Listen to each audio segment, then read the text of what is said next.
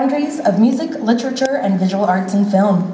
Her album with Queer Song Orchestra, Part-Time Woman, was included in CBC's list of Best Canadian Albums in 2017.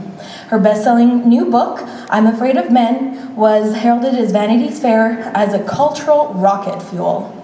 That sounds like a compliment and a half, if you ask me. She is one half of the music duo Two Attached and founder of the publishing imprint Versus Book. A Pluralist Music Prize nominee and four-time Olympia Literary Award finalist. She has received honors from the Writers' Trust of Canada and CBC Reads. She has currently the director on the board of Tegan and Sara Foundation and is an assistant professor of creative writing at the University of Calgary. So that's not something that we're going to hold up against her. Please give a warm Edmonton welcome to Vivek Shraya.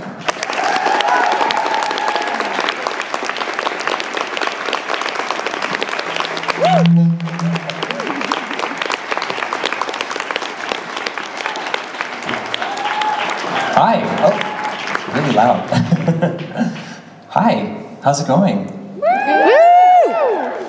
I'm really thrilled and honored to be moderating this conversation with two of my dear friends and heroes. Before we begin, I would like to share a quick story with you. In 2005, I was 3 years into my music career, and I was already beaten down by the music industry because that's how it works. And during this time, I received a magical invitation from Tegan and Sara to open for them on their US tour. And you know, at this time, I had just moved from Edmonton to Toronto, and I was totally a novice, didn't really know what I was doing at all. And then I got this chance from Tegan and Sara, and it felt like a gift. It felt like a golden ticket. I'll never forget this show, my first show on this tour, opening for Tegan and Sara. Tegan actually sat on the floor, side stage, for my entire set for 30 minutes. If you can imagine a rock star doing that, and just to make sure that my set went okay, just to make sure that I didn't have any technical difficulties. And you know, this was a really big show for me, my first show in the US. I was terrified. There was Tegan on the floor. And I was also really nervous because I planned to cover one of their songs every night as a gesture of thanks. And so Tegan being in my peripheral vision, I was like, oh shit, better not fuck this up. After I got off stage, she was still there. She checked in with me. She was like, is everything okay? Did you get everything you need? And keep in mind, she was gonna go on stage like an hour later. So the fact that she took the time to check in with me was so incredible. And then I asked her, I was like, hey, what did you think of the cover? And she was like, you know, it was a bit slow. Could have been sped up, actually. And I feel like this anecdote perfectly exemplifies the many facets of Tegan and Sara's generosity, the sharing of their platform with an audience, with an emerging artist, the care involved with sharing this platform as opposed to just leaving me on my own to do my own thing, which they could have totally done, and always being honest with feedback as opposed to blowing smoke up my ass. These are qualities that have deeply impacted the artist I am and want to be. I wouldn't be the artist I am without having Tegan and Sara as role models. And on that note, let me read their formal bio. Twin sisters born in Canada, Tegan and Sara have sold more than 1 million albums and have received 7 gold certifications, 1 double platinum certification, 3 Juno Awards, 2 Polaris Prize nominations, and a Grammy nomination. No big deal. They have performed on some of the world's biggest stages, from the 2015 Oscar telecast to major festivals such as Coachella, Lollapalooza, and Glastonbury. Tegan and Sara have openly identified as queer since the beginning of their career in 1998 and have been outspoken feminists for LGBTQ equality and gender justice. The essential message that underpins their worldview and identity is inclusion. They're board members of the Girls Rock Camp Foundation and have supported several LGBTQ organizations over the past 2 decades. The Tegan and Sara Foundation is an extension of their work, identity, and long-standing commitment to supporting and building progressive change. Tegan and Sara, everyone.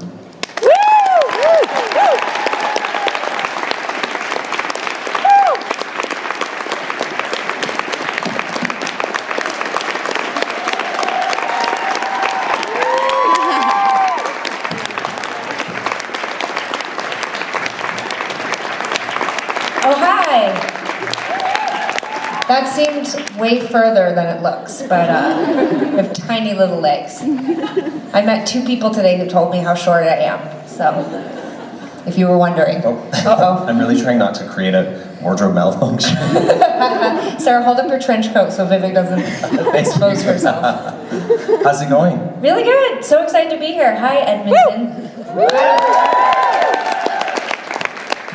Hi. Hi. That was a nice intro. Thank you. That was nice. Thanks. Well, did thanks I really tell you it was too slow? You did. Sounds like you. But I love that. I sounded awesome until then, and then I was like, ooh, harsh. No, but that's so great. I love that about you. You've both always been so honest with me. Was that the So Jealous cover? No, it was Don't Confess. It probably was too slow because that song is just, it feels, at every tempo, it feels like you're singing it in slow motion. Well, it's a great song. Don't think I'll confess. Like even fast. Don't think I'll confess. You're still like, shh, hurry up. Okay, So sorry. really it was your inner voice critiquing yourself. I am always critiquing myself. Right. Well, here we are, Albertans in Alberta, and I want to go back in time. My memory of hearing you for the first time, or one of the first times, was like the late 90s, early 2000s, and my queer friends, my lesbian friends, were like, we need to go to the Tegan and Sara concert at the Sidetrack Cafe, which used to be right over there. How many of you used to go to those concerts, by the way? Yes. They don't, Sidetrack doesn't even exist anymore. What is it, condos? Best Buy? Probably, yeah, pretty much. McDonald's? But the thing about those concerts, it wasn't just to see you were amazing, but it was also that you were creating these queer spaces in cities like Edmonton, but simultaneously you were also coming into your own queerness. And I was thinking a lot about, I think it was your post on Instagram on Coming Out Day, and I'm just curious what it was like. Did you have an understanding that you were inadvertently creating queer spaces back then? And like, what did it mean for you to navigate your own queerness while also being like vital visibility in this province and beyond at such a young age? I mean, the truth is, and I hate this answer, but I want to be really honest. Please. The answer in 2 parts. One, did we know? I think we knew without using any of that kind of language. Of course. Because we were teenagers and then young 20-somethings, and we didn't have any of that yet. And I also think that while it was sort of comforting, it was also extremely uncomfortable for us. I think I'll speak only for myself, but I was extremely homophobic at times. I felt... Same. Yeah, I felt... That's why I never came. Yeah. You're such a bitch. It's really confusing, and I mean, I even felt that to some degree about Tegan. I sometimes wish Tegan was straight, because I was just like, I don't know, I wanted one of us to be normal in some weird way. She just told me that backstage that her and Mom think I'm in love with a man right now. We just constantly are trying to make her straight. It's weird. No, but these are really complex things, and we don't need to get into like the deep rooted stuff. But I think, you know, at 19 or 20 years old, I was experiencing a lot of homophobia from adults and from people in the music industry, and then I was having this confusing experience of seeing an audience that looked like me. And so I was then being kind of homophobic to the audience, which is confusing because I also loved them. And I also wanted them to be there. And I felt so happy to have these people who were just like me to connect with. But deep down inside, there was this part of me that didn't understand how I could have both of those feelings at the same time. And it took probably 5 or 6 years. And really a significant person, Emmy, who some of you know, works with Tegan and I, but works with us on our band project, but I also dated for many years. And she was the one who really changed how I felt about it. Because, I mean, and I was 22 when I met her. And she was like, she was the coolest person I had ever met. She had the asymmetrical haircut. What'd you say? Nothing. Oh. She had the asymmetrical haircut that I got. Like, she had the great politics that I still hadn't developed. She was the first person who respected me, liked my band, but after a few dates told me I was really homophobic. And she was like, you have to learn. I remember, it sounds so cheesy, but it was a really specific moment around a pride parade, and my family, my uncle and aunt being in town who were conservative, and me making it like sort of putting down the parade, and that my family was going to see it. And she was like extremely turned off, and she was like, I like you, but your politics stink and you are homophobic, and if you can't love this community and you can't love yourself, how do you expect anyone else to? And I was just totally changed by shame. I felt ashamed of who I had been, and I really started to really embrace the fact that we were creating these spaces, and I started to realize that my discomfort and my homophobia was coming from these other people, and I just kind of cast them off. I mean, that's the nature of homophobia too, right? Yeah. Is that it often is coming from the outside, and that's how it becomes internalized. And I just think it's so incredible to hear someone that is like quite clearly a queer icon and has meant so much to so many of us in terms of coming into our own queerness, to actually talk about your relationship to self-hate and homophobia, because I think we have this assumption that you know, even in your bio, it's like been openly queer since like the 19... in the incubator with a rainbow flag. I was like... Well, that's kind of what the bio sounds Yeah. like, right? So to have this, I think, is really nice for us to hear, for those of us who were struggling with the same thing or continue to struggle. I know that like the three of us use the word queer now, but kind of referring back to what you were saying, like for me, the thing I talk about a lot about with Edmonton is that we didn't have language like homophobia, we didn't have language like queer, trans. I'm curious about your own evolution to talk about your gender and sexuality.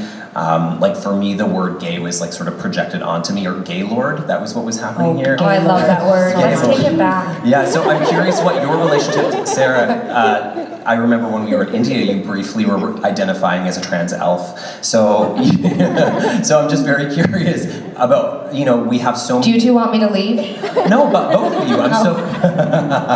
I'm curious about both of you, like how you have evolved to the word queer, and like, you know, in terms of thinking about language and change. It's actually a really good question, because I think about the words. Like Sarah and I are writing a book right now, and we can't talk a lot about it. Just hold on. We're writing a book right now, we can't talk a lot about it, but we do talk about ourselves and as young people, and as, you know, coming into our identity in a way. And I've been really thinking about how I came to understand the different words to describe myself. And gaylord is the first word I remember hearing. And how many people remember the word gaylord, just out of curiosity? Yeah. How many of you were called gaylord? Yeah. So this is like gaylord solidarity right now. Yeah. So here's the thing is that, I mean, when people were called gaylord, it didn't mean gay, and it didn't necessarily mean gay guy. No. I mean, it was just a word you threw. You know, it was like any other kind of bad, terrible slang or thing you said in the schoolyard. So people, I can remember as young as maybe grade 1 or grade 2, you know, people being like, gaylord, you know, like, and no idea what it meant. And then my dad, a lot of his coworkers, a handful of his coworkers and a family member of his used to call him fag all the time. And as kids, of course, we had no idea what that was, but you just know when someone's like they would just say to Sarah and I, like, you know your dad's a fag, right? And we were like, no idea what that means, but it did not seem great. And we didn't have Google back then too, No, right? Just so to it was give just- you context. Yeah, like it was literally like, we were like, I just didn't even know where to put it, but you could just tell the tone, it wasn't a good thing. I knew they were making fun of him. And he had like one earring, and he had a mullet, and he never dated any women. Yeah, he was a fag, basically, but he wasn't, no. But he never dated any other women after my mom and him split up that we knew of. And so once I learned the meaning of that word, that was really interesting. But then in junior high, so grade 7, when we were 11 years old, that was the first time I remember hearing the word les, or lesbian.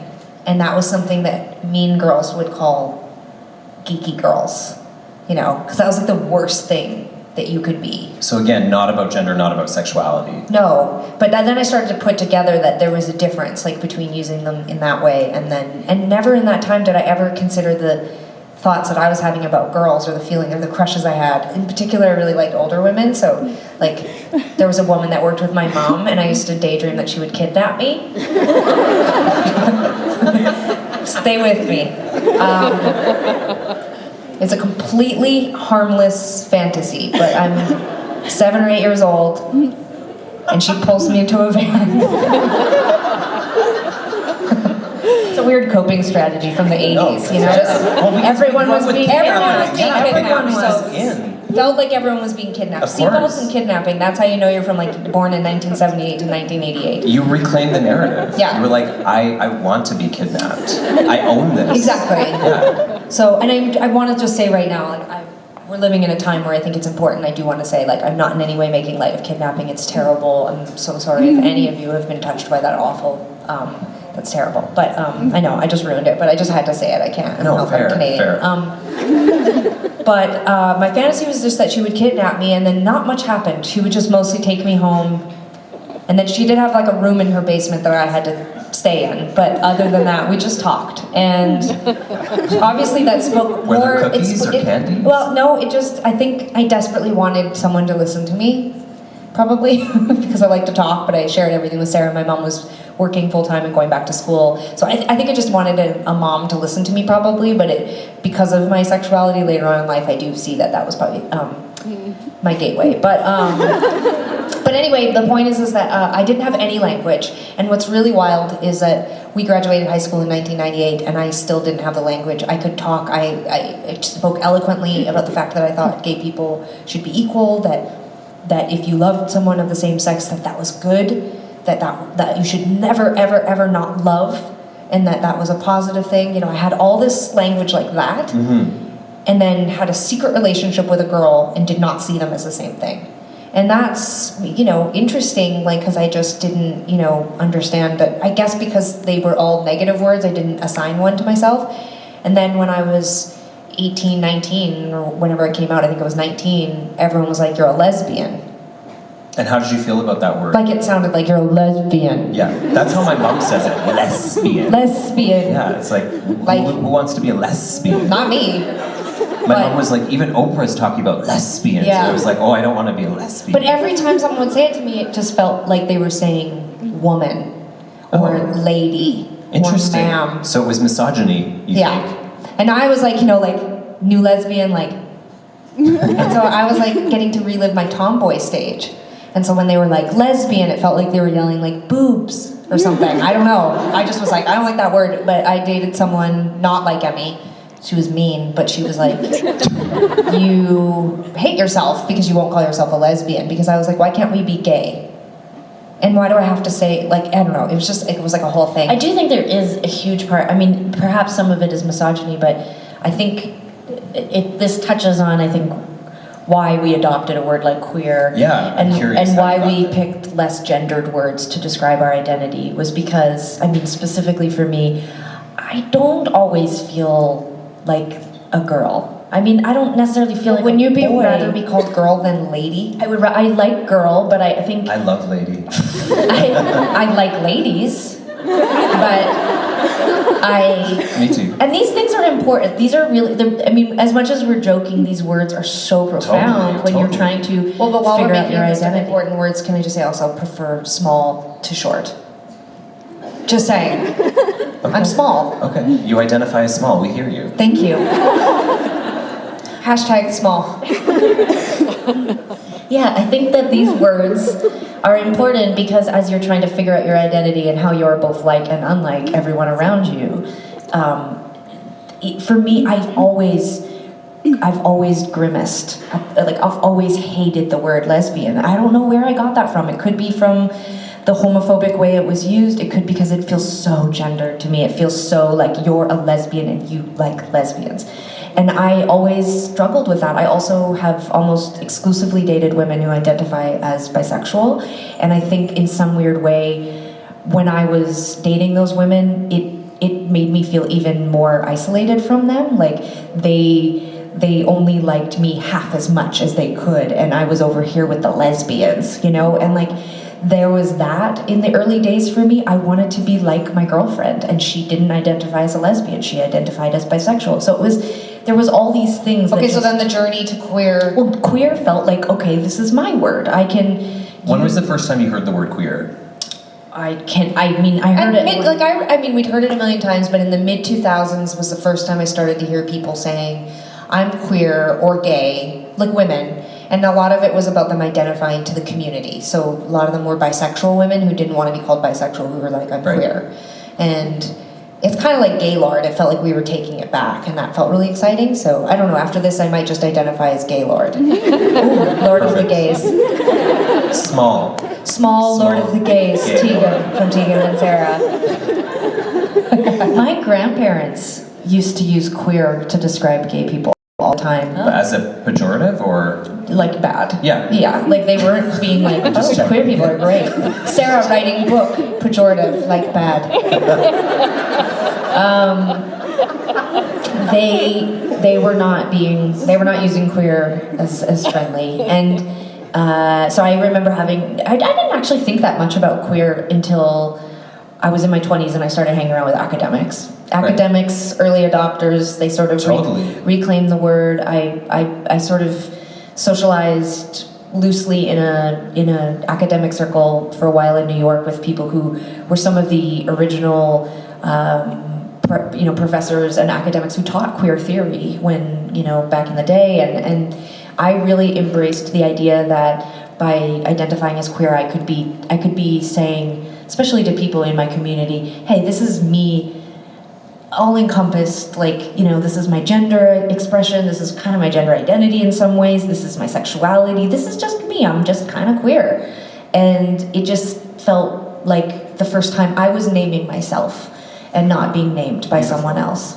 Yeah, beautiful. I want to ask you about one more word, but before I ask, I just want to put out there that I think so often when we start talking about language in our communities, allies are often like, what's with all these words? Why can't we just be all human? And for me, I just wanted, before I ask you the next question, I just want to assert that as you're talking about this, language is so important in our communities, and that it's one of the only ways to speak to difference and then to also talk about rights and the lack of rights. So on that, I'm curious about another complicated word, sort of more broadly, is feminism and feminist. Again, this word appears in your bio as well, but this is still a word that a lot of young women still don't want to claim. And I'm curious, I know a little bit about your mom and the work that she was doing in school and bringing these kinds of texts home, but I'm curious about your relationship to feminism or feminist, as word or as a label.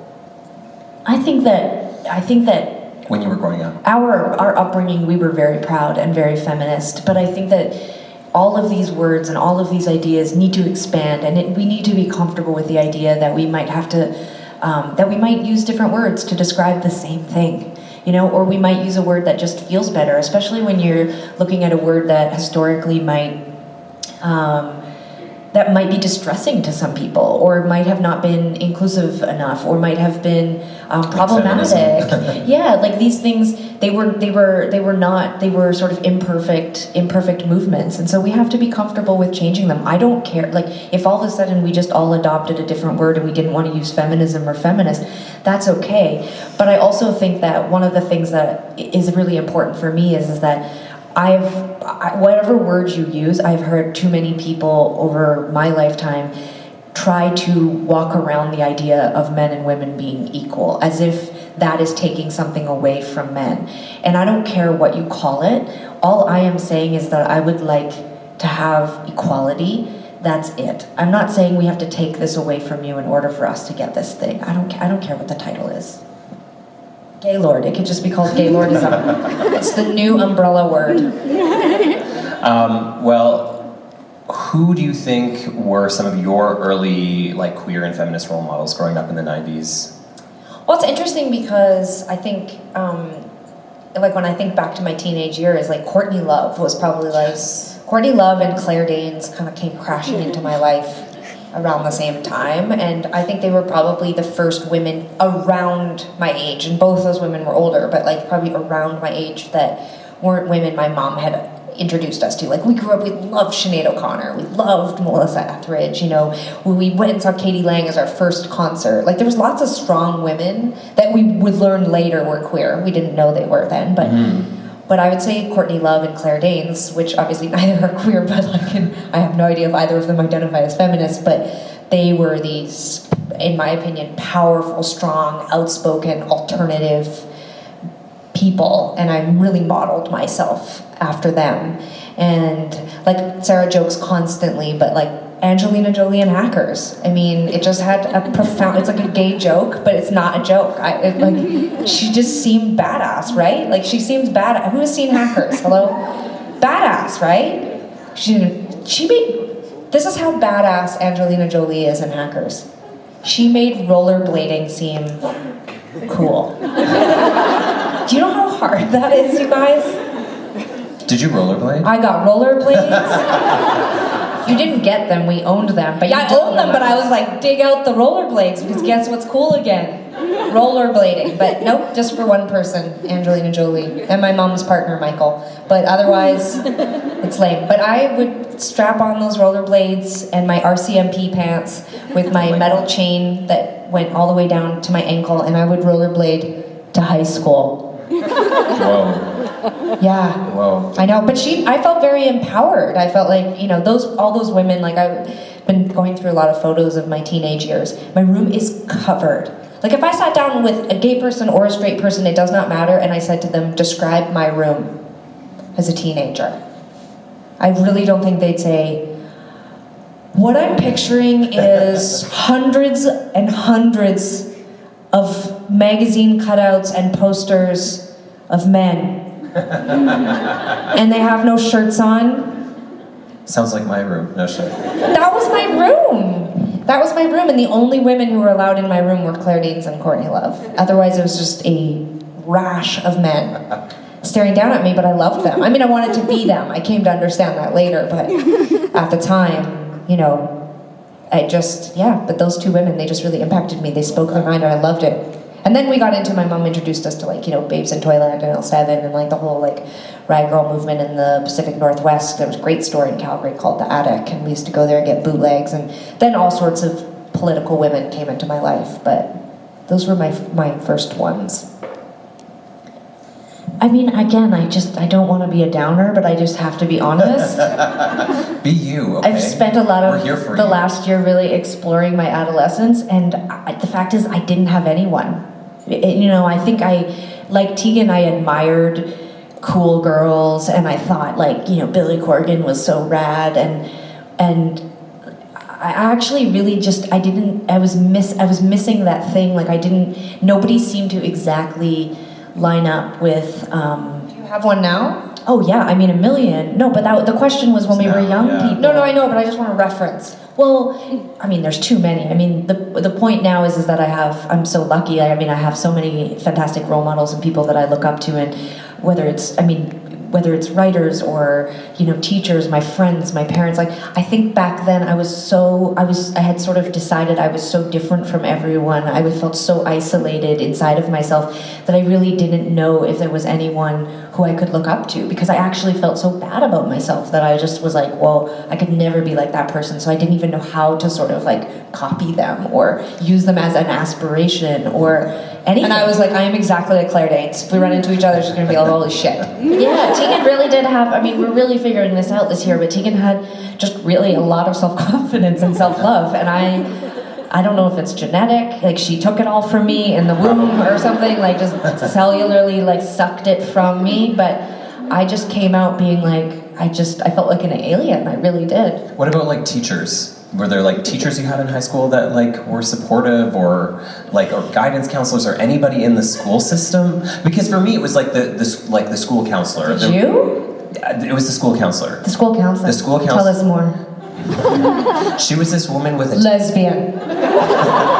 The end. She had a Texas accent. I don't know why. What? Yeah, but she was the only person who I could be like, everyone's calling me gay, I don't know what to do about it. And she was like, the next time someone asks you that, you just say, boy, are you interested? And I was like, oh, I am never going to say that. But what she did was she like normalized it for me, right? That's like, it was cool. That's very cool. Yeah, so I'm just curious if there was anybody in the school system. No, wow. No. Oh wait, well, I mean, it's not a full no. It's sort of there were teachers who, like, they knew.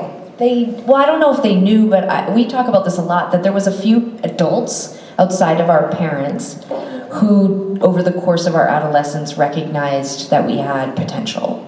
And I think, you know, up until probably we turned 13, we were those kids that were like above average, you know, like we did, these kids really have potential. And then there was just this huge gap where we kind of just fell through the cracks to some degree.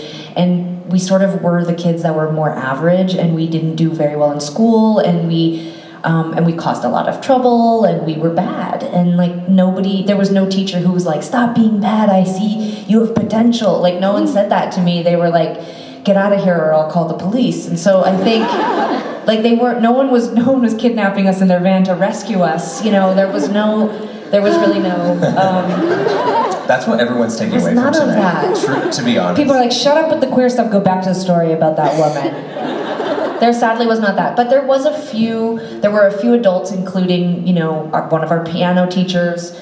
She was extremely supportive and it was very honest that our skill level around piano was nil, but we were very entertaining. And she was like, you guys, you have a knack for songwriting, and that's really cool. When we started to play music, there was adults who started to see potential But in terms of people noticing or seeing that maybe we were queer or gay or whatever. Or different, yeah. I don't think so, because we grew up in an amazing bubble of time that we had hackers. Okay, we had raves. Mm-hmm. We had like punk culture. Did you have a soother? Like, did you go to raves? I didn't have a soother, but we went to raves all the time, and so we were really alternative, and we had really long hair, and I don't think there was a teacher on the planet who thought that we were gay. I think they just thought we might be hackers. Gonna drop out. Right. I actually feel really sad because the two teachers that I really loved in high school have both passed away, and I hadn't thought about it for 20 years, but One was gay, was? well, one was for sure gay, and But was he? I don't think it was, actually.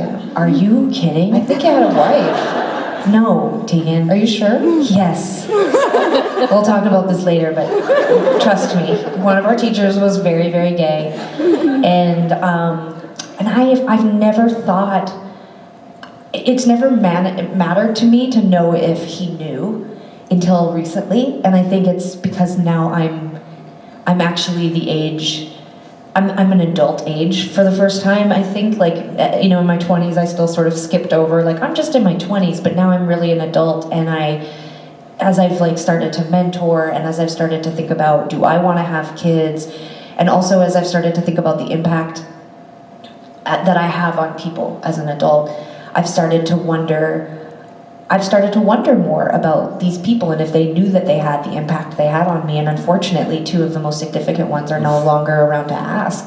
And you know, it's brought up a lot of grief for me, because I think, like Tegan was saying, not the kidnapping thing. Actually, for me, it was based on that. Like Tiny Soldiers movie.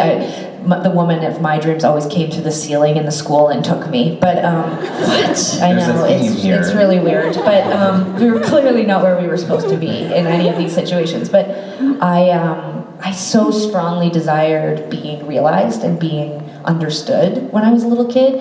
And I wonder if these two, they both happen to be men, but I really strongly remember wanting to be realized by both of them. I know that both of you just went back, I think, for the first time to your high school, and I'm just so curious, like, thinking about these reflections now and the work that you've been doing for the past year and thinking about this, like, what was that like in terms of, like, going through these halls, and, you know, thinking about some of these things in terms of language and identity and isolation. And you've been back to your high school? Not actually to my high school, but to a high school, and that in and of itself Good enough. was revelatory. Yeah, because in your well, anyways, please. Well, it's interesting, because I would agree. I've been to a couple high schools in the last, 20 years. 4 years since I graduated, and it's weird. All you have to do is set foot in a gym. Yeah, it all comes back. Right? Yeah, and you're like walk past lockers, and you're just like, I'm never gonna stop dreaming that dream that I can't get into my locker. But it was cool to go back to Crescent Heights, which is where we went to high school. It hasn't changed that much. Well, it's more knick-knacky. Like what kind of nicknames? There just was stuff everywhere. Like, and did they have Tegan and Sara bobbleheads? No, it was beautiful. I mean, it's art. They went through the archive and they blew up huge, beautiful prints from like the early, like the school was opened in 1913, I believe it was. So it's like incredible, and they were really proud. We had a wonderful tour by the principal there, who's doing amazing work there. They have a GSA there now, which is really wonderful. Yeah, it's huge. Exactly. Like, isn't that surreal? No, to be in that spot? and here's the thing: is that it's so progressive and it's really awesome. One of our best friends is teaching there, and it's really changing, which is wonderful. But my one criticism was I was like, holy crap, you guys, it's gotten really knick-knacky. Do we need so much stuff all over the walls? Like, they were really proud of it. They're like, look at all the art and the flags and this and that. And I was like, so busy. But I will say this. So this was your internal criticism again, right? That was my internal criticism. You were like, but on the outside, my I was work like, is too busy. Yeah. You were projecting again. I was like, too slow. Yeah. No, it was really wonderful. It was incredible to be back. It was neat to step back in the school because almost, I would say probably for 15 of the 20 years, I've never wanted to go back. It's like a joke amongst us and our friends where they'll be like, should we go to the 10-year reunion? And I'm like, never, like, not gonna happen. It was actually really wonderful to go back. I think probably for me because I did feel like a loser in high school. And I felt really, really antsy to get out of there. And I knew that we had potential, and I would fight with my mom constantly when she would be like, you used to love school, you used to be so smart. Like, our mom had us at 20 and then had to go back to school as a university student, as an adult, and like take massive student loans, and it was really tough as a single parent, and she was just desperate for us not to follow in her footsteps, which I was like, don't worry, I'm not gonna get pregnant at 20 or get married to a man, so we're all good. But it didn't matter. In high school I had this rage, like real unhappy rage, because I just felt caged up. I felt so, like Sarah said, I felt invisible in high school. The year we were at Crescent, it was really overpopulated. We were in classrooms with over 40 kids, and I felt so invisible, which is wild because I was wearing the most colorful giant clothes you've ever seen, with like a Cat in the hat and like giant chain, and it's like I'm like actually a cat? Yeah, I'm like banging through the school, and like my teachers are like, your name again? And I'm like, really? That still happens. I had the same doctor in Montreal for 10 years, and every time I came for my physical, she would be like asking me if would ask me questions like about my sexuality or about this or about that, and I was like, am I that forgettable? Like, I don't. How many people they see? I'm trying to give her the benefit of the doubt. Well, exactly. That is, they see a lot of people, but my teachers had no excuse. 10 years. I mean, she sees my body naked. Like, that's how forgettable I am. Even nude. She was like, I have tattoos. Oh yeah, that's the other thing. So every time I would see her, she would be like, you got those tattoos done correctly, right? And I was like, did she see like a documentary in the 1970s? Like, everyone has a tattoo. They don't get done inappropriately unless you were like at a kegger and someone did a stick and poke. Like, okay, so that's unfortunate. New doctor time. All right, so. But in high school, yes, I felt very invisible and I felt really sad, and I really wanted to get out of there. And for me, now I can't remember what the question was. It's okay, it was about high school and like, yeah. What it felt like to be back in there. So it was awesome to go back because I had felt so many of those negative feelings and they'd stuck with me through adulthood. And when people, like Calgary still thinks of us as their own, and I love that because I love Calgary. But inside, I would sometimes be like, yeah, but I kind of hated going to high school. Well, I hated junior high, and high school was only slightly less traumatizing. And it was amazing to go back because, they have like a little photo of us up in the archive room, and they were really excited, and the kids at the GSA were so cool.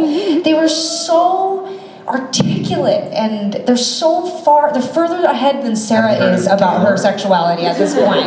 Like, that's maybe true, actually. Like, some of these so kids, confident and wonderful, and it was really cool to go back and remember, like, I can remember sitting in the seat at graduation as the teachers on stage and the valedictorian and other people were talking about all these people who I was like, did these kids go to our school? Like, they're like, and Tina's gonna go on to do, as you know, she's whatever. And I was like, who are these people? And I just was like, where did we go to school? Was I here? I felt like so bad, like I'd wasted my time there or something. And to go back and be like, okay, we pulled it together. Like, we're not total pieces of shit. You know what I mean? Like, which is what I thought I was. You know, I wanted to escape because I wanted to prove that I wasn't nothing. And not like, I'm gonna be in a band, not that story, but like, just like I can stay awake for 45 minutes at a time, you know? Like, or school was really boring. Like going back this time? No, I loved it. I loved it, and I loved seeing the GSA because it's the classroom, the designated classroom, it's like permanently there, decorated with all the rainbows, is directly across from where I used to have my grade 11 English class, and I had the biggest secret crush on a girl in that class, and I was already like kind of hyperventilating when we got up there, and then I was like, this feels fitting that like my secret gay crush was like, if I could have known then that when I would come out of that classroom, I would, 20 years later, I would be back and there was like a whole, club for kids that would have been like me. I mean, it was really surreal. And, back when we were younger, there was jokes about, the drama kids or the band kids or the whatever. And even then, I never felt like I could find my group. And I don't know if I would have participated in a GSA. It's hard to say because I just really had, my mind was so poisoned back then. But like, in that room, something is healing for me, to be with people who maybe... So Sara has re-enrolled in high school. She's going back, you guys, grade 10. Give her a hand, it's huge. No. Hopefully it won't take that dramatic of a change in life. Healing is a really good word, though. It was healing for me to see kids who are surviving and who are living outwardly, because I think that really, ultimately what it comes down to is that while I was having relationships with girls and I was, it wasn't completely closeted, I was sharing what was going on with me with some people, that kind of the trauma of hiding it for so many years, it was amazing to me to see like 15, 16, 17-year-olds who are getting to experience what it is to be visible and to talk about it with their friends and to have grown-up people around them to say, hey, if you ever need anything additionally, like, we're here. They had so much confidence that I sort of feel sad for little Sara, the little version of me that just didn't have that. But I mean, I think about, you probably blew their minds being there, right? Like, you have done so much with your life for little Sara that you now get to go back. Yeah, but they don't know that, probably. They barely know who we are. Robin had to tell them everything about us. They were like, no, there was definitely kids who knew, but that's not necessarily like the age group that knows a ton about us, but they were excited. They were definitely prepped themselves, and they were stoked. They're probably just excited they can keep their haircuts till they're 40. Like, they were like, if those old ladies can still have short hair, then we are good. You know what the other cool part was? We had a broadcasting and communications class, which is where Sara and I made our first 2 records as Sara and Tegan. We were actually called Plunk. But it was cool to go back there. The room still exists. The equipment, it's like as if we were just there. It was all the same posters were up on the wall. And that was another really huge part, I think, of what saved us in high school. I was just going to say, is like how did you get to music in the midst of all of this? Well, that was the thing, was we both signed up for broadcasting and communications, and we were in different classes, and the teacher was super lax, and Sara remembers this better than me, but all the boys made like horror films. So the class, you could do like a radio project, or you could do a commercial, or you could make like a film, and then there was like an actual radio station as well. And I was actually not interested in any of those things, but we ended up making documentaries, both of us, about students. Sara did an amazing one about being a kid in the 90s, and like, too bad we weren't hoarders back, because we don't have a lot of this stuff, but we didn't hand in one of our projects, and Sara had this great idea that we make a demo. Wow. And asked our teacher, and he said, just do something. And so a bunch of kids from the class... Who's that teacher? His name's Mr. Lee.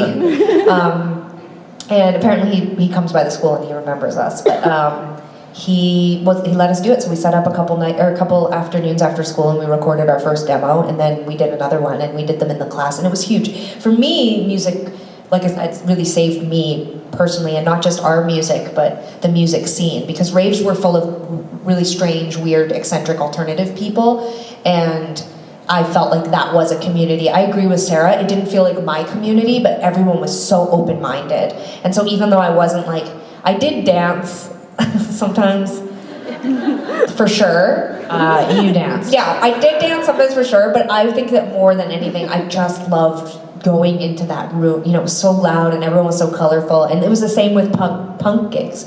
I mean, the next weekend we'd be at Carpenters Union Hall in Calgary going to like a local punk gig. I just loved being around people who felt like they belonged to something, and like I have no idea if we liked the music or not half the time, but it just felt so good to be around people who liked something. And I think it's what really inspired Sara and I to really invest in our community when we started to build our band. Because it just, I remember what it feels like to go to a concert, and remember what it feels like to go into a space and feel like you belong. You look around and all of us are so different looking, and yet we all came here for the same-ish reason. And that was profound for me. So like having our music, like Sara and I could be at each other's throats, literally tearing each other down or banging on each other's door and yelling and screaming, but when Sara finished a song, she needed me. She'd have to come over and be like, come help me record this. And like music created a bond between us, but everyone we knew and the city, and it was cool to be back in the school and see that room and get this wave of like, I really felt like I belonged there. Well, listen, I have a million more questions for you, but we're going to turn it out to the audience. I just want to say, talk so much. No, but I just want to say, like, we are so grateful for this space. I mean, you brought us all the way back to the beginning of this conversation, is that, you know, you create spaces of belonging for all of us, and we're so, so grateful for that. And I don't know if you realize how much that means to us, but thank you. Thank you so much. Of course. Let's give him a round of applause.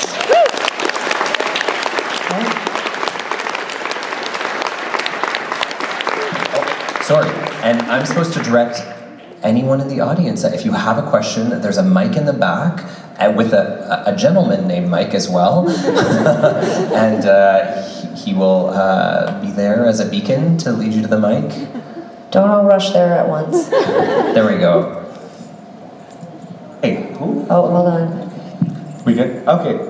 Hi. Hi. It's so great to have you here. I think the three of you are incredible icons in terms of building opportunities for safer spaces for LGBTQ youth and all LGBTQ people. There is a lot of good activism that happens in the city, and especially in this campus. What are some key messages that you'd like to share with these champions at MacEwan who strive to make LGBTQ inclusion happen here? I mean, you know, going back to one of your questions, a vast majority of the people who inspire me in my life right now are activists, are people who are living this every single day. This is not just work that they do as a hobby or because it's fashionable right now or there's an important election coming up. This is in your bones, and this is everyday life for you. And I mean it sincerely.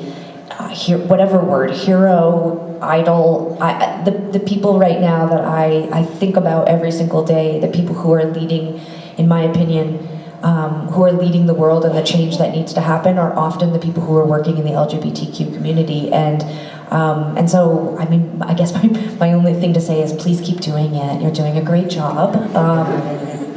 And I would say, like, we're continuing to learn. Our experience about going to Crescent and visiting the GSA was incredible, and this is not just specific to MacEwan, but all of us here in this room. Those spaces have to be there, and the continued pushback from a certain party in this country, in this province, to change the way a GSA works and to out kids to their parents, that conversation, even if they don't continue to push it, it causes tension in young people. It causes young people to feel stressed out. And we as a community of allies and LGBTQ people have to continue to fight for those spaces in high schools and junior highs, because like the kids need it. And even the conversation publicly in the media, it's really hard. I get so many sad messages from kids who feel bad because their parents and the schools are fighting. And I hope all of us will remain vigilant. Like, marriage equality was not the end. We have to continue to fight for for our young people. And so I would say that. Vivek?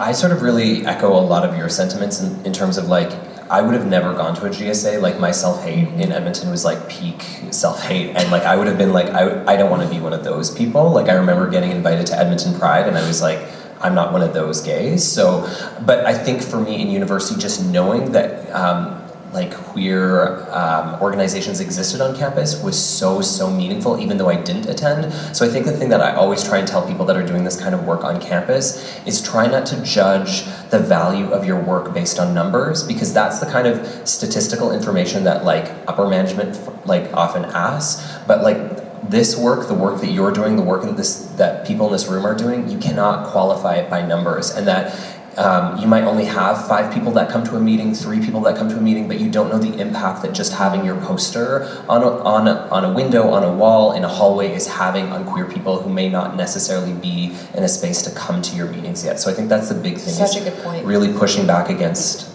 the emphasis on numbers. Also, those people, I mean, to go back to Emmy, who really, truly changed the direction of my life with her education of me as a young person. She had a GSA. She was instilled with pride and language and confidence and self-esteem, and she was able to reach me. So, I mean, you're right about numbers, because it only takes one person to feel that way, to have an impact, because I know now I have a big impact on people, but I only have that impact on people because of one other person. Definitely not Tegan, just kidding.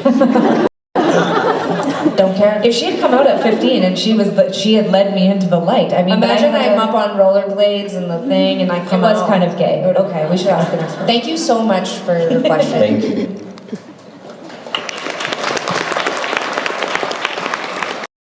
Not just because of me being a musician, but I would notice that I felt more uncomfortable in certain places than others, and there were a few different countries and tours we got offered that we didn't do because the politics there were still so tough, but I'm glad that it doesn't feel that way anymore, and we tend to like to go to countries that are still battling and figuring out their LGBTQ equality issues.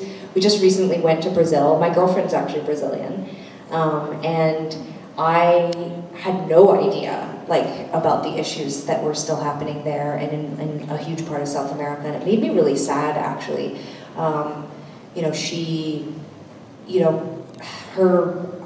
moved away when she was really young from there, like when she was still a teenager, and she has such a sad and negative, actually very similar to what they're talking about, felt she had to leave Brazil because of the negativity about being queer, and she was out since she was really young, and so I try to keep that in mind when I go to places, even if they have marriage equality or even if they seem progressive on paper. I try to remember culturally, how different certain parts of the world are. For me, it's been a massive learning experience. I often don't take into consideration, a country like Brazil, how religious it is.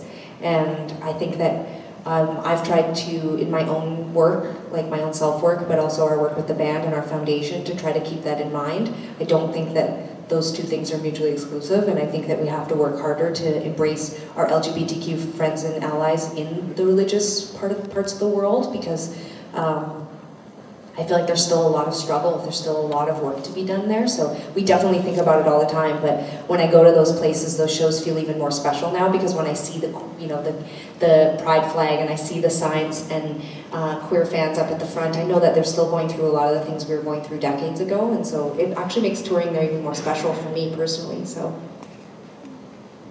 Yeah, I mean, similar, actually going back to an earlier comment that you made, in a way I'm getting a sort of second chance to be a better first experience for queer people, because when we were that place for people to gather when I was 19 or 20 years old, I couldn't really enjoy it, but whether it's, we've had some incredible shows over the last couple of years. Singapore is jumping into my mind right now. India, of course, but mostly because Vivek was there.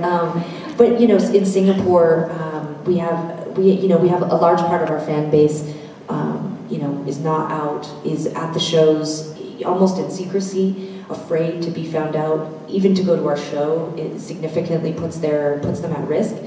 And I cry so much in those countries and in those cities, because they are so much braver than I remember being. And when I'm there, I'm honestly trying to make it the best show I've ever played, because I think to myself, oh my God, it's the best, it's the most I can do in a lot of cases. So, yeah, I don't know. But we still, like Tegan said, we still love to travel everywhere and go anywhere, because those people, though, even if it's just a couple hundred people, to me, that is the reason why we should be there. Thank you. Thank you. Hello, my name is Bex, and I actually have a music degree from MacEwan.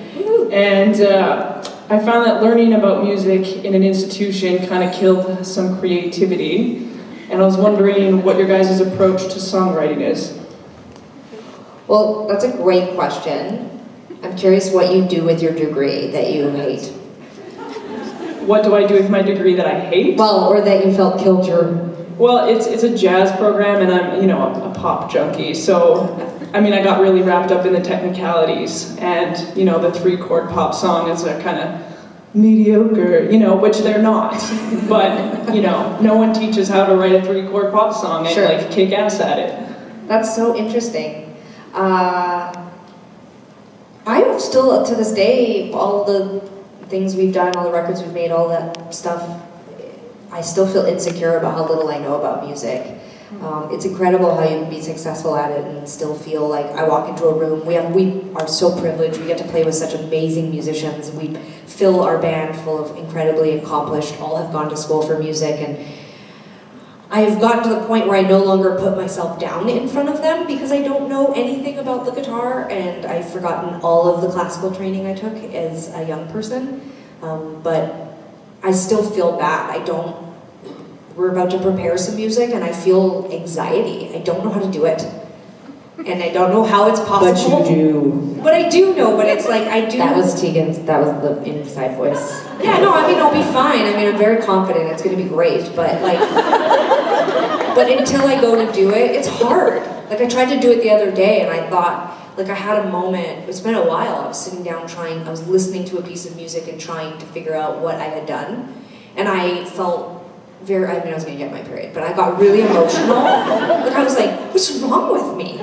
Like I know it's just power chords. How come I can't find them? Like it was just, so I don't know, it's weird because I truly believe that I'm able to write a 3-chord power pop song and a good one because I don't know what I'm doing. But then also, I'm deeply, deeply embarrassed and frustrated that I have not learned anything, it seems like, in all the 20 years I've been doing this professionally, and I'm still like, is this the A shape? I don't know why that is, but it's just the way it is. In songwriting with Tegan and So I guess the answer, episode 1. yeah, so the direct answer to your very simple question that I didn't answer yet is, mostly I just fail through it, and then at some point I'm like, oh my god, that thing is in my head. I always use the same example, which I apologize to anyone who's heard it, but when I wrote I Was a Fool, I was just dinking around like a gaylord on my bed. And Small gaylord. small, tiny, insignificant gaylord, and I was just messing around and then left the house and got a couple blocks away, and in my head, like I was thinking about something else, and I just out loud hummed like I was a fool, and I just turned right around and walked back to the house. I was like, holy shit. Because it just happens, it's magic. It just happens, you can't learn it, it just happens. I mean, you can learn it, obviously, sorry, you can, but like I couldn't. I can't learn it, you probably can. But when it happens, it's magic. Bruce Springsteen says it's like we're conduits. It just, you never know when it's gonna dry up, but something just happens, and then it just comes together, and you remember it, and you just run back to your house, and then you're like, what was the guitar part? Is it A or C? Masterclass, episode 2. I was gonna say too, I mean, one of the things, I mean, you didn't ask for my advice, but I'm gonna give it to you. You know, I find when I'm not feeling inspired to do the thing that I used to love, that just makes space for me to find something else to do that I can love. And I don't when I'm not feeling like writing music or doing something musical, I've discovered that same sort of magical, whatever, that energy that needs to be released, that sort of discharge of whatever it is, emotion, or it's words, or it's music, or it's output. I've found that most of us who know how to do music often can sort of direct that into some other kind of art form, or even like the gym or whatever, like that energy and that sort of compulsive Said no musician ever. You know, for me, it's like I'm just like writing lyrics and I feel inspired, and when I'm not, I just like go to the gym and it usually strikes me there. Oh no, I'm not saying that. Okay, well, did you mean the inspiration? Okay, it's a two-part diss, so let me just take one. I'm not saying that everyone wants to go to the gym, and okay, maybe I don't, but I'm also not saying that but I guess let me be clearer. When I'm not feeling musical, the goal is not to find a way to make myself inspired to be musical again. My goal is just to feel inspired. So if I don't feel like writing music, I don't beat myself up about it. I find another thing to do. Vivek is basically the master of this. She basically is like, I don't feel like writing music, so I write a book, and then I don't feel like writing a book, so I guess I'll start another band. Yeah, and then I'll just perform, and now I'm a professor. Oh, I'm a teacher, whatever. So it's annoying, but that's, you know, don't feel discouraged because she's so good at finding other things to be really good at. Oh, you know what I do sometimes when I don't know what to do? I just try to rip off one of Sara's songs. Oh my god, really? Yeah, so I'll like be like, I start every song with Back in Your Head. But I don't use her chords because I have no idea which ones they are, which is shocking at this point. It's D minor and F. Yeah. But I take Back in Your Head and then I'll sing it over some other chords, and then I'll just start erasing words until it's no longer Back in Your Head. I'm gonna try that. It's great. Yeah. I'm so flattered. You should try that as well. Yeah, you should try that as well. Start with Sara's songs. That should have been your answer, really. What do you, all joking aside, what do you do when you're feeling sort of, you know, artistically bankrupt? I mean, I echo exactly what you're saying. That's why I jump from medium to medium so much, is because if a song's not working, then there's room to explore an idea somewhere else. It really does. It doesn't have to be stuff that you want to show people, or it doesn't have to be good. It doesn't have to be an income stream. It doesn't have to be anything. It can just be the act of making something. And you know, when Tegan and I were in high school and we started writing songs, it was just pure joy. I mean, it was like, do you remember that feeling? Yes. At the beginning, joy and art. Magical. What is that? What is it? And it was so wicked. And you know, I don't know if I'll ever feel that again about music, but I have discovered throughout my 20s and 30s that I can get that feeling elsewhere, whether it's through the jam. Yeah. Fuck, if it was that easy, oh my god. I mean, sometimes I feel great when I get going on a run, you know, where you hit the thing. Yeah, I mean, in all seriousness, the pool's very useful for me for idea generation. Okay, who, at the three of you, Vegan are three and of Sara us? Yeah. Vegan and Sara, who went to the gym today? Well, it sounds like maybe you need to switch it up. It doesn't sound like you're getting as much inspiration from the gym. So inspired all the time. Thank you so much for your question. Yeah. Can't wait for you to write Back in Your Head 2.0. Hello, Sara and Tegan. Hi. My name is Heather. Hi, Heather. So nice to have you here. We've touched a little bit, and it's really cool to hear what your experience has been going back to your high school and seeing what GSAs have meant to so many students, whether they go and they feel confident to be part of the GSA, or they see that there's a club that exists on the wall, and even though they may not feel that they're ready for that, they know it exists, so it's very important. And you've lately also touched on political people in your life, maybe past girlfriends or current folks, that it's really mattered to both of you, it seems, to be more political. So again, another thing that you touched on is that our next election is super critical here in Alberta, and especially since you're from Alberta, I'd be very interested to know what your thoughts are coming into this next year, and you know, if there's ways. I know that the next big voting bloc is millennials, so 18 to 30 is now the biggest voting bloc in all of Alberta, all of Canada. So if people are mobilized to see what it means to be involved politically, we actually do have a bigger voice than we ever had. So I'd just be really interested to hear where you're both at with that, or suggestions for people to be involved politically at a young age. Well, that's awesome. It's Heather? Yeah. Thank you, Heather. That was great. I just voted the other day in Vancouver, where I live. The ballot, I mean, I have never wanted a documentary crew filming my life more than the moment when they handed it to me. It was like, no shit, like this big. I don't know why it was so much bigger than in my memory, but I felt so excited to take the biggest ballot I've ever seen back to the Apparently I signed on and did my Grammy voting today, and that shit is insane. Yeah. You think it's hard to vote in an election, people? You have like 12 options. Try looking through 1,033 pop songs, and then you look at the next category and it's 798. And then the next one is 542. You just start picking the first 5. I actually have something. I think that there might be a scandal on our hands. I think probably if you went back and you used machine learning, you would discover that most Grammy winners are alphabetically. I was just going to say, just me. So I think, Heather, one of the first things I would say is that what we need to do is keep millennials' attention on elections. And it's hard because our world is very complicated. There's a lot happening. We're doing a lot of other things. We're going to the gym. We're voting for the Grammys. There's tons of shit Confusing. happening. It's really confusing. So I would say that I felt a sense of pride going and doing this. I'd done research. I had my cheat sheet. I knew who the city councilors and why I was voting for them. The parks board, I never even cared. I didn't think much about those things. I think there was a sense of pride in being involved, and I understand why a lot of people don't vote. I talk to them a lot. Obviously, Sara and I do a lot of talking these days and a lot of activism, and I get it. People feel disenfranchised. None of us feel like anyone gives a shit. Everything that gets told to us feels like clickbait, and we're being used. And especially when we start to talk about marginalized groups, we're just like, I get it, we're frustrated. And I think my number one thing, at least this week, is just we have to work together.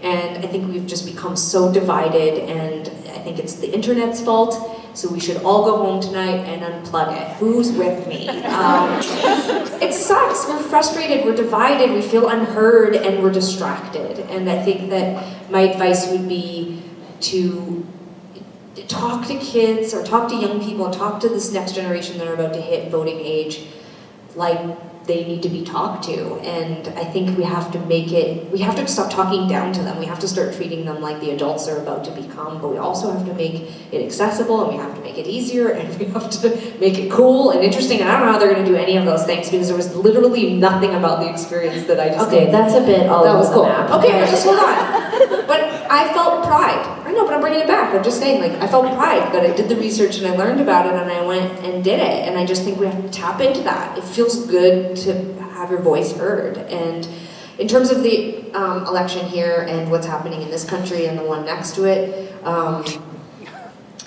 it's tough. There's this conservative wave that's coming, and I don't care how any of you vote. It doesn't matter to me because I still care about you, and I'm still glad you're here. And I want you to have good lives. And we might not believe all the same things, and we might not have grown up the same way, but you matter. And I want the world that I live in to be full of people like you. And so I just kind of keep going back to this place where you need to vote what matters to you, but also like what affects your neighbors. Like, think about your community. It's not just you, it's your community, and choose wisely. I'm not gonna advise you to vote for the party I believe in because I don't know you, but I will say that I voted this time and in the last election when I thought what is best for my community. And in terms of the GSAs, I want to stress it again. I just think it's so important. We have to continue to create spaces for young people in schools, and we have to continue to say to the parents, Sara and I had an amazing, amazing set of parents. We did not tell our parents we were gay. It's not something you raise home, because for me it was about sex. Sex. As a lesbian. I would have rather do anything on the earth than talk about sex with my mom. Not just sex, gay sex. I wasn't ready. I wasn't ashamed of myself. I wasn't afraid that my mom wouldn't love me. I was embarrassed. My mom gave Sara dental dams when she found out she was gay. She brought home information about sex, gay, lesbian sex. It was embarrassing. I'm not saying that my mom shouldn't have given her that. My mom's rad, it was awesome, but I just feel like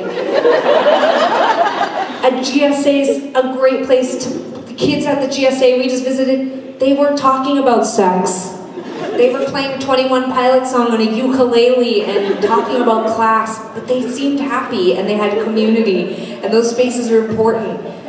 I got off track, but those are important things you should take away from the talk. Masterclass, you two, version number 3. Thank you for your question. Thanks, Heather.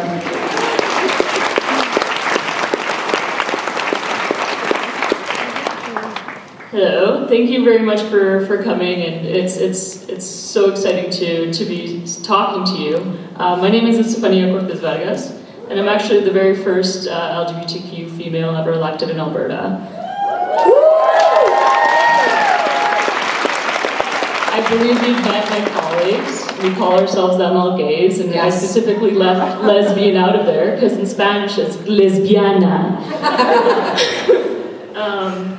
And the ML gays were awesome, by the way. And so are you. Yeah, I'm really sorry I wasn't there. But my question to you is, in your elements as both an advocate, but in the space of advocating for policies, I think anyone that, as we encourage more young people to get involved in politics, or we encourage people to just act in their voices, I think another question also presents itself. How do you avoid tokenism? How do you make sure that there's depth to the discussion?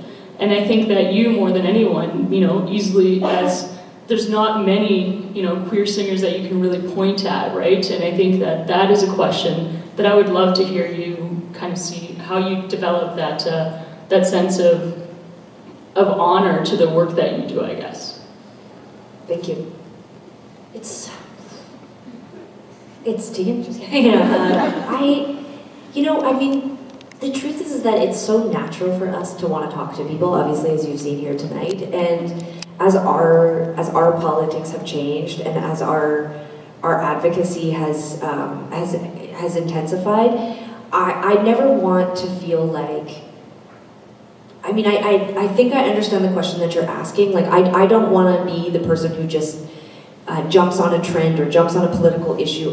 This is truly like I eat, breathe, and sleep the things that I say and that I feel and that I care about. And if I'm talking about something or I'm engaging a group of people who are here to see me and Tegan, I don't want it to ever be seen as fake or false, like that we are just sort of being lumped in with some kind of movement or hashtag or whatever it is. And believe me, we get asked to support 50,000 things.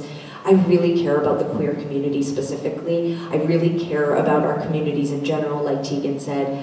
As I get older and have lived in the States, I can tell you that it breaks my heart to think that what is happening in the United States could happen here.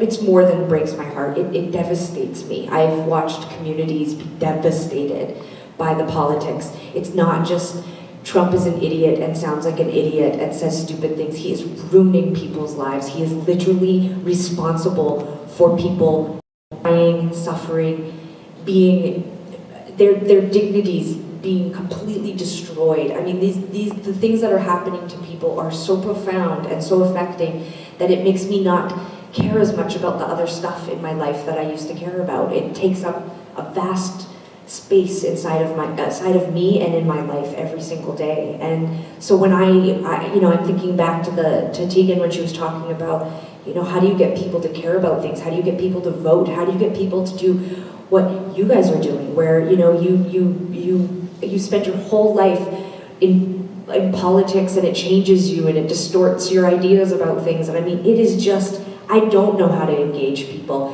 I'm engaged and all I can do is try to be like a virus that people can catch. I hope that by sharing my... Oh no, you can't say that. That's terrible. I want to infect people with my politics and my enthusiasm. No, I want to... Sarah's the cold virus, or the flu virus. Don't get inoculated against me. Should I run on this call? Perfect, seriously. No, I'm into it and not into it. I actually think the word she just used, when we were down in the States touring before the election there, at the end of every show, Sarah would talk to the young people in the audience, and that was really all she kept saying to them. Care. It's your community. You don't have to think so broad. You don't have to think about the whole country even or the whole world. Just start caring about your community. Start there. It starts really small, but care about the people who are in your community. And I don't want to, I'm not here to shame anyone for what you do in your spare time. I look at my, that app on my phone that shows me how much I look at my screen, and it's like 4 hours a day. And it's shocking to me, but just, Tegan was making jokes about these YouTube clips that people watch where people just open presents. Sarah had or something. no idea about the presents and the bubble tape and the ASMR. Everyone here know what we're talking about generally? Okay, well I didn't. No idea. And I'm just like, if you honestly are spending hours a day watching someone open a present, for fuck's sakes, you can vote. Is that a commercial? No, I don't Sarah. know. Well, okay, yes, but mostly it's kids. Guys, mostly Okay, kids fine. watch it. If you're a Sarah doesn't parent- understand that it's like 5-year-olds. Fine, if you're a parent of a I've never seen my friends out of the sidelines from their 5-year-olds, so they are basically watching videos of their people opening stuff. If you were a child of a 5-year-old who watches YouTube clips of people opening presents, then Jesus, just please vote, my God. But I guess what it really comes down to is that I just want to be authentic, and I want to talk about the things that I care about, and I want to inspire other people to care about something. Not those YouTube videos. Don't go home and Google that if you don't know what I'm talking about. First thing I'm doing. Go home and Google it. Oh, never heard of this. It's like these little kids who just open presents. It sounds bad, I know, but it's weird. It's like, and then also like, let's not. Okay. Let's take more important questions and things, or yeah. Don't think people are worried about GSAs, but I'm like, you should be worried about your kid's fascination with another kid opening a present. Like, if I mean, when you put it that way, I kind of get it. see? Okay. Like, I like presents. I like presents too. It's Okay, cool. great. What portion of your music is written about relationships, past or current? How do you navigate writing songs about exes without hurting the feelings of your current partner? What a great question. I think it's a fascinating question, but I want Vivek to start. You go first. No, go, please. No, please, you. I insist. I'll go. It's tough to navigate that. That's actually, I'm very excited by your question because it's something I've been thinking a lot about for the last couple of years, because I think as a young person, I did not think about it. I try to only tell my story now, my side. I should be, and I apply that to everything. I always just try to say it's my side of the story. And that includes Sarah, like even just talk, like I feel like it's so easy, we fall into talking for each other, and then it spreads and I talk for other people. And I think in some of my early work, not just the actual music, but the marketing and the talking about the music, I was telling both sides or implying or speaking for another person, and I think that was bad, and I feel really bad about that. I think in the last couple records I've gotten better at only telling my side, my perspective, and I've also gotten I'm less inclined to victimize myself, which I think is easy to do when you're the only one with the mic. You get this opportunity to write your side, and it's really easy to cast yourself as the victim, and which is wild, since I was always, I wasn't bad, but I don't know why I felt so bad for myself, to be honest. But so I think that when I'm writing about past relationships or I'm talking about it in public now, I try to be really respectful of that and try to speak very much of my own experience, and especially of late, I like to tie it back to what's wrong with me, so that it's about me, and it's not someone going, wow, that terrible thing happened to Tegan, that person that she was with must have been terrible. It's like, I really believe that I have responsibility in that, so I just try to act more cautiously around that. But it's really hard also when you're in a relationship and you're really happy to write sad songs, because they immediately think it's about them. And then when you eventually break up, they're like, I knew it. But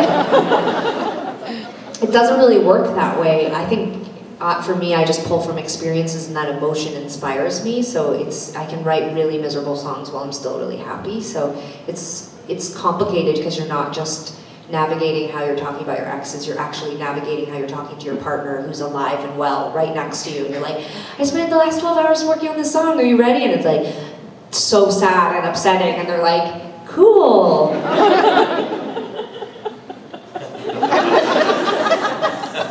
So, Sarah, do you feel?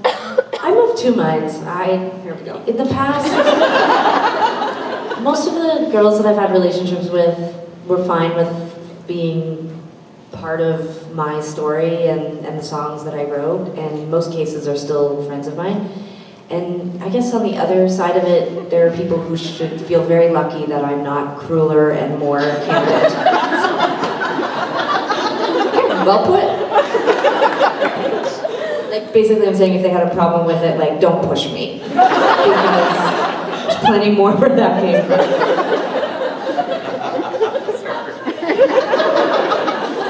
Do you really want me to answer this? Yeah, I do. I'm very curious. Oh, well, I mean, for me, the harder thing is the existing relationship. So I tend to pull a lot from my past. So kind of what you were saying, Tegan, where like it's like I wrote an entire novel about my ex, and then I handed it to my current partner, not telling them what I had spent like months and months writing about. And then he read it and he was like, oh.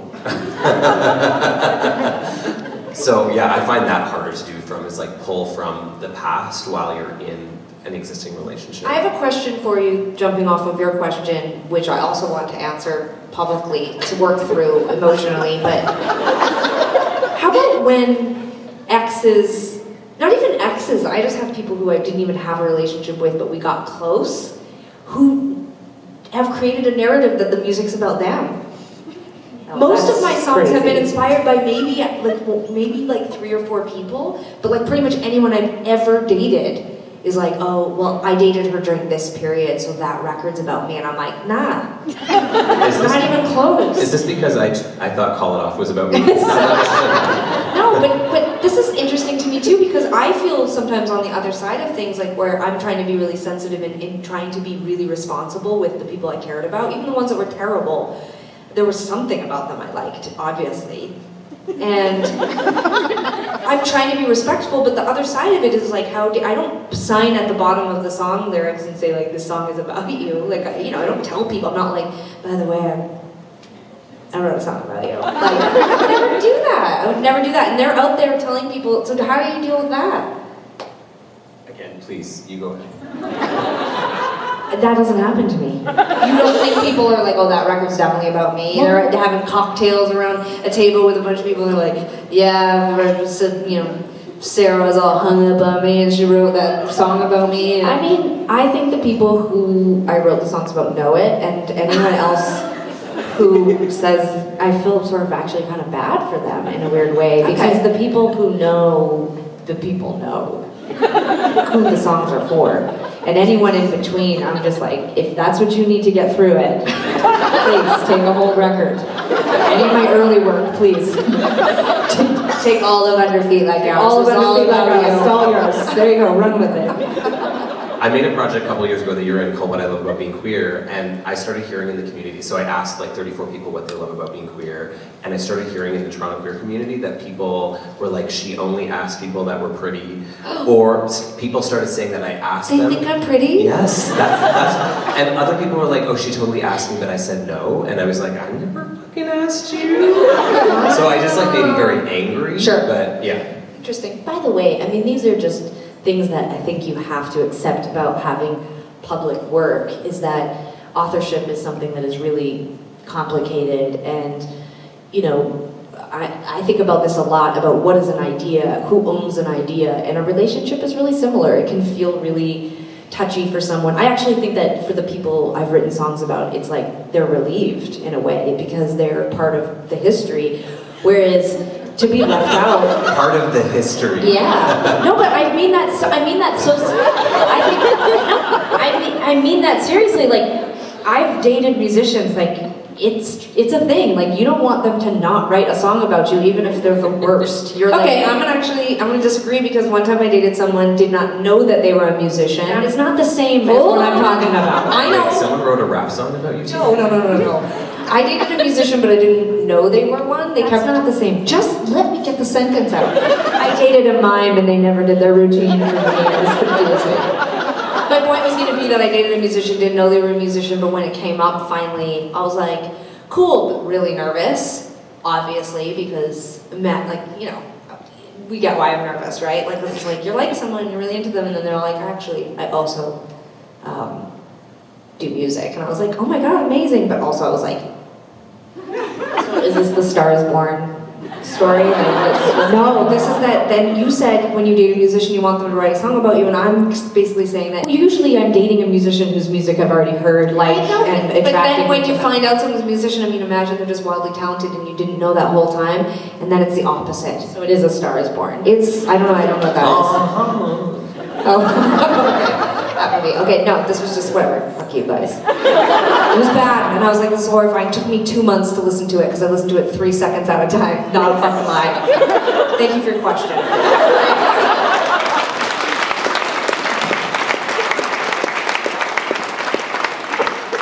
Hello, my name is Shelby. Hi, Shelby.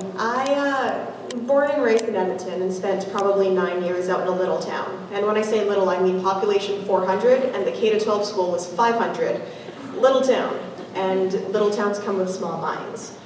What would you have wanted from your peers as a youth, as a young adult, in your own time of confusion to make you feel a little bit more comfortable around the people around you that you don't seem to be the same as? What can we do as individuals to help our neighbors be more comfortable in their own skin?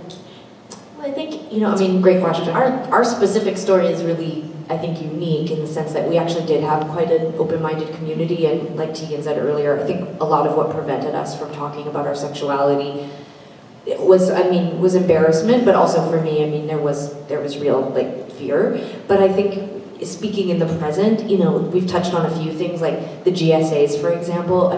These are places, these are people who can become sort of community pillars for people who might see themselves as other. And when I think about a small town and I think about what it would mean for, if you were one of, 400 or 500 people to know that you were different, it's hard for me to say. I've only lived in places with 1 million plus people. I don't know if being out in a community of 400 people is the safest thing always, or is the most comfortable thing. I can only say that,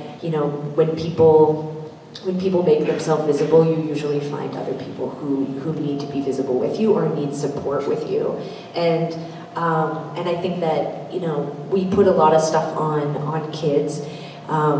We put a lot of stuff on kids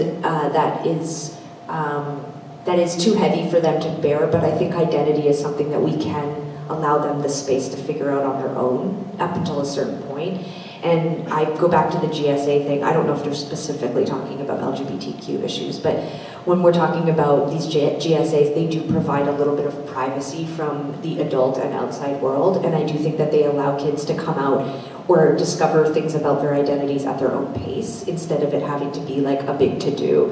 A lot of the kids at the GSAs that we met, I don't even know how they identify. They just want to hang out with people who feel comfortable hanging out in a room that's for the Gay Straight Alliance. And I think that those are the kinds of places and those are the community spaces that we need to build and let the kids build them and make them the way that they need to be. Thank you very much. Do we have GSA people here? I know, every time we say GSA, it's like the magic word, it's like, whoo. Well, we also talk about, we talk a lot about, with our foundation, about representation, and, we're certainly not the ones that came up with it, but we hear it a lot in the activist social justice world, but you can't be it if you can't see it. And I think that we've talked a lot about this tonight in different ways. You're talking about seeing the posters up at the university, whether you walk in the room or not, seeing that those groups exist, knowing that other people like you exist is massive. For Sara and I, it was very far and few between, but they're almost identical. The times when we were young, when we saw representation of LGBTQ people, whether it was in books or television or in the world. When my mom told us that Katie Lang was gay and brought home the Vanity Fair or whatever, was it Vogue or Vanity Fair, where she's getting shaved by Cindy Crawford? Vanity Fair. That was huge.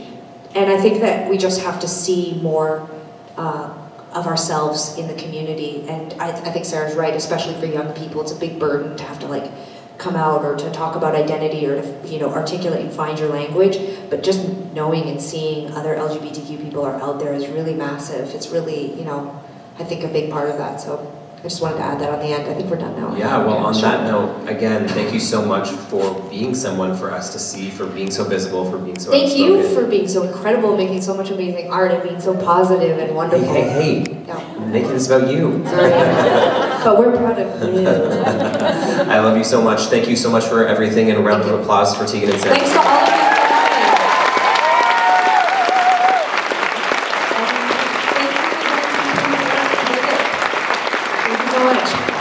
We're going to let you two off to the VIP area over near the gray area. And Vivek, I believe you're going to be doing book signings at the back of the room.